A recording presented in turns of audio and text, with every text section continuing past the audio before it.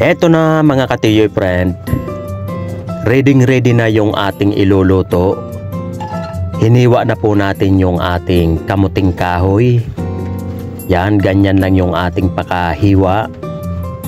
Ang tawag sa amin sa lutong ito ay pinakro.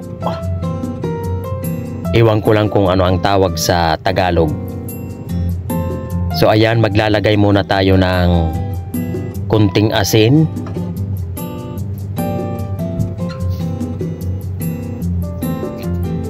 Sunod mga kaibigan, ilalagay na po natin yung ating purong gata.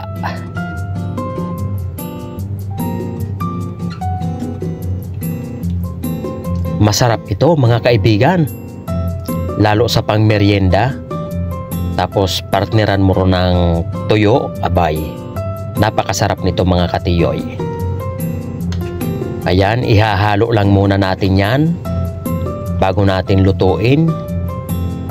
Tatakpan lang natin yan mga kaibigan at antayin lang natin na kumulo.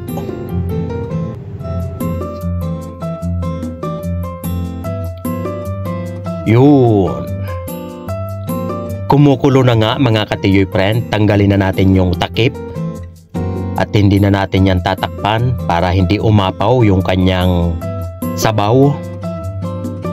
So lagi lang tayo maghahalo-halo para hindi siya matuyuan sa ilalim.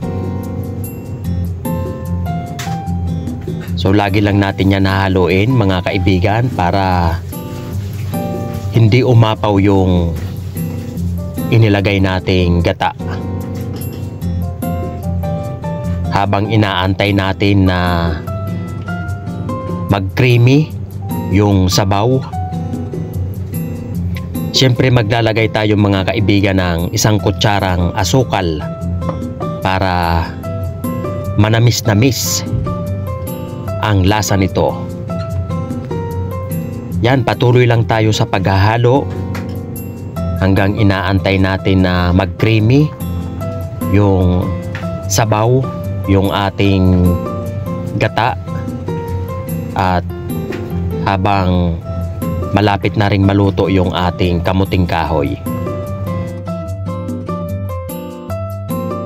Yun, kitang-kita nyo na mga katiyoy friend, oh. Creamy na yung kanyang sabaw. Luto na rin ang kanyang gata. Abay, ilalagay na natin yan sa mangkok. Oh. Abay, kumain na tayo habang mainit pa mga katiyoy friend. Sabay-sabay naman tayong kakain ito. Lagi namin ito linuluto sa probinsya. Kainan na!